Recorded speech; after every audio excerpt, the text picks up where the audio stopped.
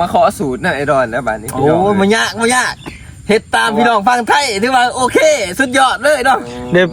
ปีหน้าสิลองเฮ็ดคือกันทางบ้านคอยบ่เคยเฮ็ดบ่เฮาตัดแล้วปุ๊บประมาณอาทิตย์หนึ่งเฮาก็เติมใส่พุ้ยบัดนี้มันก็แตกสัตว์กันเลยบัดนี้แม่งไม้พวกศัตรูเผือดมันหันสิบ่มีมันสิหนีไปแหมเฮาตัดมันบ่มีบ่อนอยู่เด้ถ้ามีเขาคอยเลี้ยงบ่ถีบบ่แดนนะตัดใบถิ่มเลยใช่ป่ะตัดใบถิ่มPFC มาเม็ดใน2บ่ไปดึก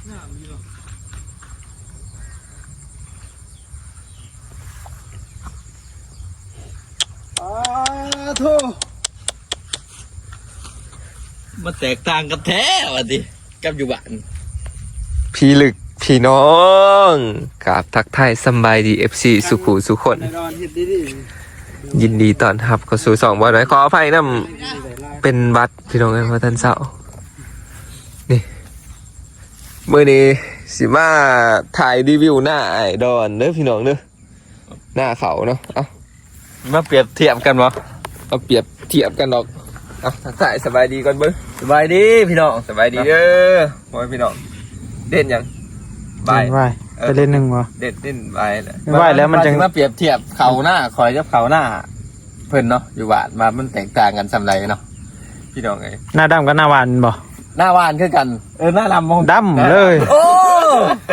ขนาดหน้าลำยังสู่คงแบบบ่ได้ยังกินบ่ได้เนาะมาขอสูตรนะไอดอนแล้วบ้านนี้โอ้มันยากเฮ็ดตามพี่น้องฟังไทยถือว่าโอเคสุดยอดเลยเนาะเดี๋ยวปีหน้าสิลองเฮ็ดคือกันทางหวานคอยบ่เคยเฮ็ดบ่ค่อยมีคนเฮ็ดบ่เคยมีหวานนี่ทุกคนบ่น้อยอยากมารีวิวเขาเนาะมันต่างจากหน้าบ่น้อยแห้งเนาะทุกคนเขาหน้าไอดอนซึ่งเราบานเอาทั้งเบิดเลยพี่น้องบานเอาทั้งเบิดส่วนหน้าบ่น้อยเห็นความงามหน้าตีนบานอีกไงหน้าตีนบานแถมดำอีกแน่จ้างคนดำน้ำก็ไอ้น้องไปซอยหมูคู่พี่น้องเลยแล้วมาเบิ่งของไอดอนเพิ่นบานเห็ดผู้เดียวอีกได้นี่เห็ดผู้เดียวอยู่บ้านนั่นเลยใส่แห้งงานบักลายพี่น้องเลยขันดำนี่คือว่าแล้วผู้เดียวนี่เป็นเดือนบ่จักได้หรอเดี๋ยวสิคุณภาพให้เบิ่งพี่น้องเลยเขาหน้าบ่น้อยเพียลงบ่ใหญ่จักสิปกติหน้าดำกับหน้าหวานหน้าดำมันงามกว่าอยู่แล้วเนาะแม่นหน้ากับบ่แม่นสิได้ขาดได้อยู่บ้านมีหนามตลอดนี่ขอรีของการตัดไม้มันคือมันออกสม่ำเสมอกันไปเลยเห็นบ่มันเพี้ยงกันไปเลยถ้าเขามาตัดเห็นบ่มันแค่นี้มาตัดนี่เห็นบ่มันตัวนู่นตัวสูงเห็นบ่ยางมันสิมันมาเพี้ยด้วยทุกคนบ่แม่นยังบ่แม่นว่ายังหย่องแลงามเลยเด้มันสม่ำเสมอโอ้มันกลัวแล้วกลัวเกี่ยวแล้วเนาะเขาคือบ่ลองเห็ดขมเหลานี่เด้นี่เห็ดได้อยู่ด้วยนี่เห็ดบ่จากมือเนาะครัวแล้วแหละนี่มือเนาะตัดเอาไปครัวเอาไปตำเนาะมันสิสุกก่อนนั่นแหละทุบเอาบ่มีขบก็บ่ดีสำนี่ไก่ดอนเพิ่นเห็ดเนาะที่แรกนี่บ้านเขานี่ได้จักวันจึงบ้านเขานี่เขาว่าให้เขาอายุไหล60 บาทหรือว่า2 เดือน2 เดือนแต่ก็ตัดไหลเลย2 เดือนได้2 เดือนบ่โอ้นับแต่มือบ้านหรือว่านับแต่มือนับตั้งแต่มือบ้านนั่นแหละมือออกนอกก็คือวานปะเรียบร้อยแล้วก็ทาประมาณ2 เดือนแล้วก็ตัด2 เดือนขึ้นไปนะแล้วก็ตัดป้ายมันตัดป้ายเขาตัดจำก็ได้เขาว่าตัดจำก็ได้แบบตัดตรงใหม่จำผูกก็ได้เขามากๆนี่ก็ตัดเลยมาต้องที่ได้เขาบางคนเขาบ่ฮันตัดนั่นหย่อนเขาสิได้เขาแล้วในบ้านเขาไหล2 เดือนเขาก็ลังงามเนาะกำลังสัตว์เขางามก็ลังชัด2 เดือนนี่เขาใส่ปุ๋ยเดี๋ยวแล้วเนาะเขาใส่ปุ๋ยหลอบ1เนาะเขาใส่ปุ๋ยหลอบ1แล้วในการเขาตัดเขาตัดแล้วปุ๊บประมาณอาทิตย์1เขาก็เติมใส่ปุ๋ยแบบนี้มันก็แตกสัตว์กันเลยแบบนี้มันตัดใบขอรีของมันก็คือ1ก็คือแบบคันมีหญ้ายังหั่นหญ้ามันก็สิบ่มีเฮาตัดแบบให้เขามันขึ้นก้อนหญ้าหั่นนะเขามันสิขึ้นก้อนหญ้าอยู่แล้วเต็มกันต้องมีน้ำเลยต้องมีน้ำตัดมันเพี้ยตัดเพียงหน้าน้ำเพราะว่าอันนั้นให้น้ำคันบ่มีน้ำหญ้ามันสิเกิดนะหญ้ามันสิเกิดจะได้ว่าของเจ้าได้น้ำมืดบ่ซุ่มเจ้านี่ตัวบ่มีของข่อยบ่มีอีกอะไร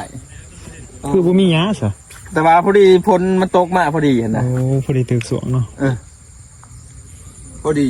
แต่ก็อีกเรื่องหนึ่งกับแม่งไม้พวกศัตรูเผิดมันหันสีบ่มีมันสีนี้ไปแบบเขาตัดมันบ่มีบอลอยู่เด้ถ้าพี่เขาคอยเลี้ยงบัดถีบบัดแดนนะพอดีขอยว่าเห็ดจังไรดีเนาะขอยก็เลยแบบลงคลิปไป อันนั้นแบบถามพี่น้องฟังไทย ขอ นะ ความคิดเห็น ขอความคิดเห็น ขอความหู พอดีเพิ่นก็ว่าตัดใบทิมเลยใช่ไหม ตัดใบถิ่ม พีเอฟซีมาเม็ดในส่องบอก เ คอยนึกว่าจะเบิ่งใน YouTube อีหยัง หมอเพิ่นแล้วเพิ่นบอกว่าให้ตัดใบเขาก็ไปเบิ่งใน YouTube อีกบาทหนึงหั้นนะว่าขอรีขอเชียร์มันตัดจังไดเนาะมันก็หนี้ได้ล่ะบ่เห็นน่ะก็เฮาก็ อืม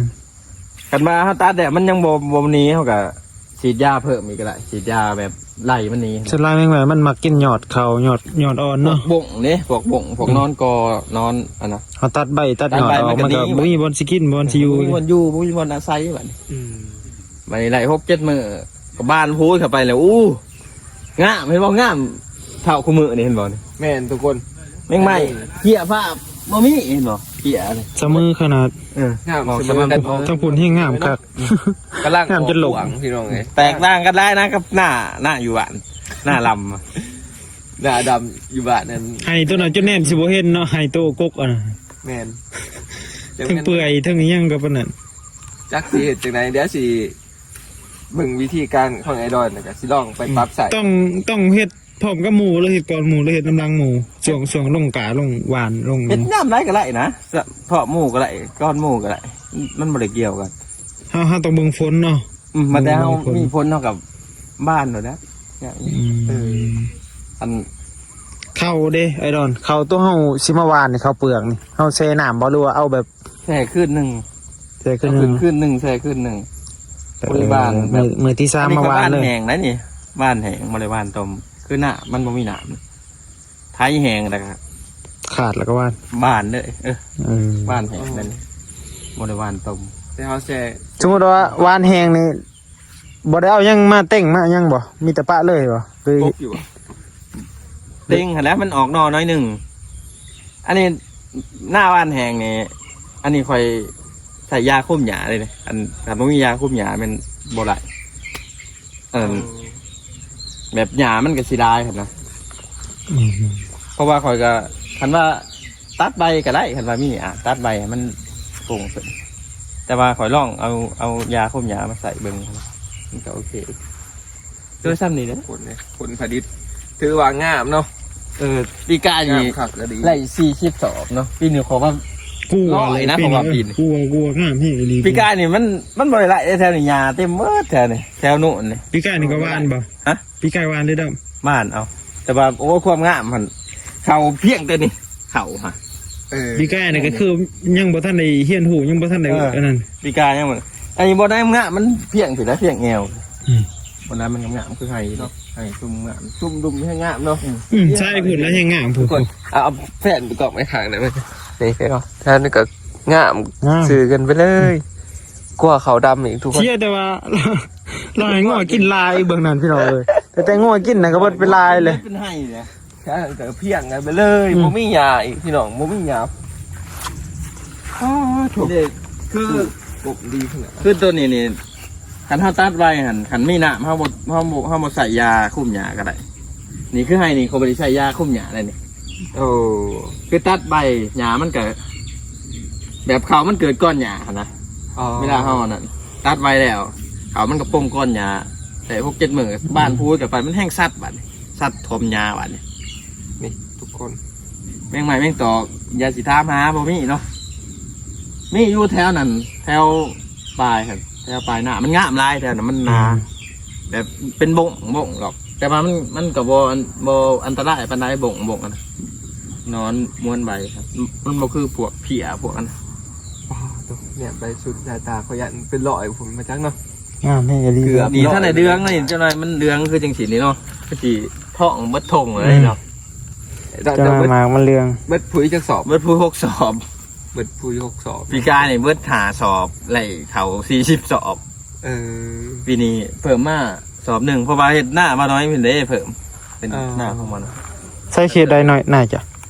เคสได้ ขึ้ ขึ้ น น ไทยนิดหน่อย พวกเจ็ดให้ขึ้นไป ขึ้นไปพุ่นบ่ แม่น โอ้ แต่ว่าเขามาน้อยเห็นว่าคันว่ามันรุดเห็ดหน้านี่ก็ไหลไล่เติบเลยไหลเลย เนาะ ดินเพิ่นก็เป็นเฮกตาร์นี่นะปิดแถวถึง โอ้น้องน้อยมาสื่อน้ำดังวาสุกบ่ สื่อเอาดินทางเที่ยวเนี่ยนี่แหละทุกคน นี่เด้เท่านี้เข้าบ่คายไปซั่น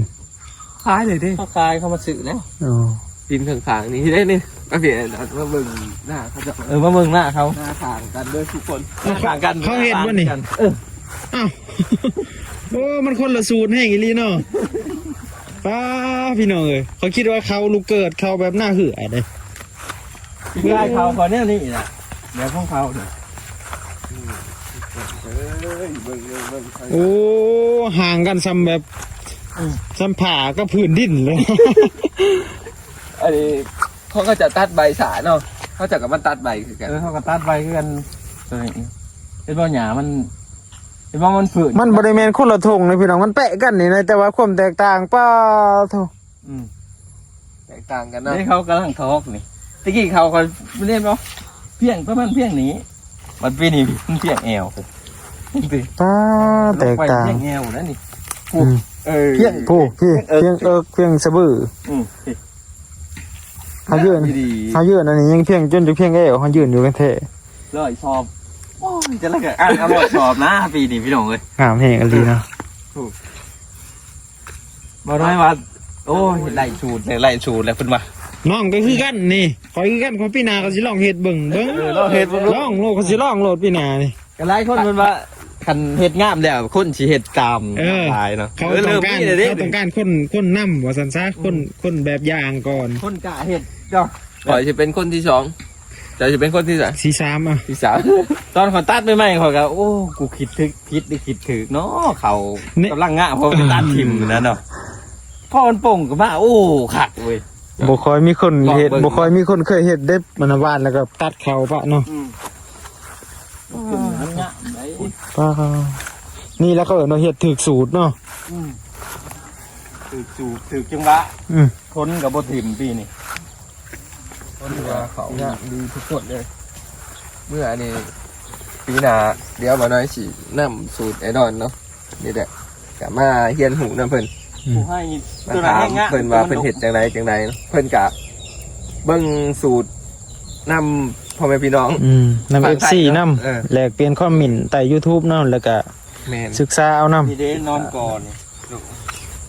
นอนก่อแต่มันกัดกินนี่เรียบร้อยมันกัดกินก่อเลยเห็นบ่เอาคนพอดีเขาเสียหายเลย กินอยู่ลุม กินอยู่ก่อพวกเห็นบ่ คือใต้แล้วก็รีบไปเลย แน่นี่แหละนอนก่อจะสังเกตเบิ่งโดดมันย่ำมันน่ะมันมีไหนจะดอก ครับเฮ็ดจังไดมีนอนก่อน นอนก่อเฮาเบิ่งมามันมีแม่บินมันมามันมีร้ายเฮาก็ฉีดยาป้องกันยาป้องกันใบแต่มันโล่งร้ายเรียบร้อยแล้วนี่ มันก็ตายเลยสิเด้อเนาะ แบบตายเลยนี่มีฉีดแล้วนี่ เพราะว่ามันกัดอยู่ลุมเลยเด้ นี่กัดอยู่ลุมกัด มัน กิ บ่มีแนวเลี่ยงอัน อีกอย่างหนึ่งคือ มาก เฮา ครับ บ่ตัดใบหั่นเขามันแห้งนามันแห้งงะมันแห้งมากนอน แม่น มันหนาผืนแนวอยู่อาศัยมันกับแบบเนาะมันมีผืนที่อยู่อาศัยนะอันนี้ว่าตัดใบมันยังมีอีกเลยนี่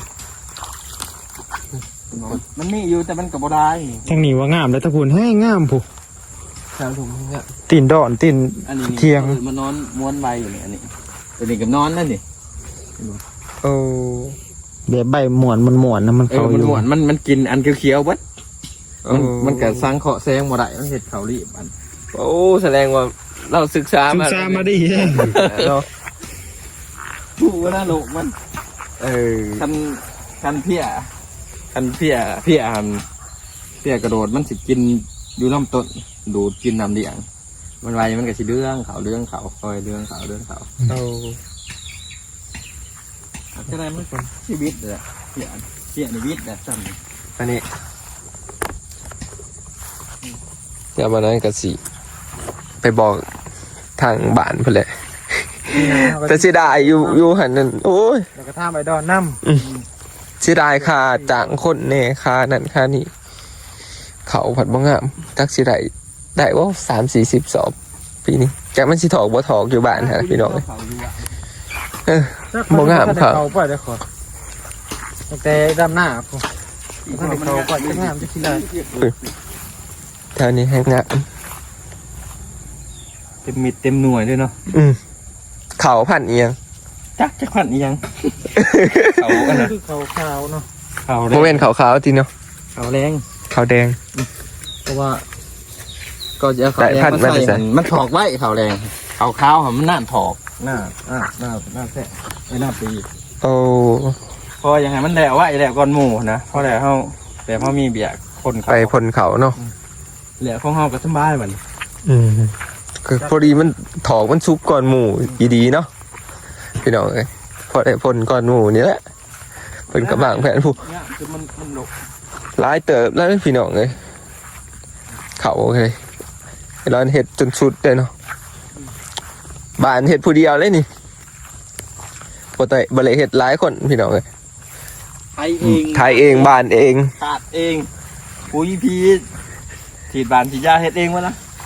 เห็ดผู้เดียวยังไงบ้านนี่พี่น้องหน้าเป็นธงอัน บัดเกี่ยวนี่เกี่ยวเองแต่ว่าเจ้า เกี่ยวเอง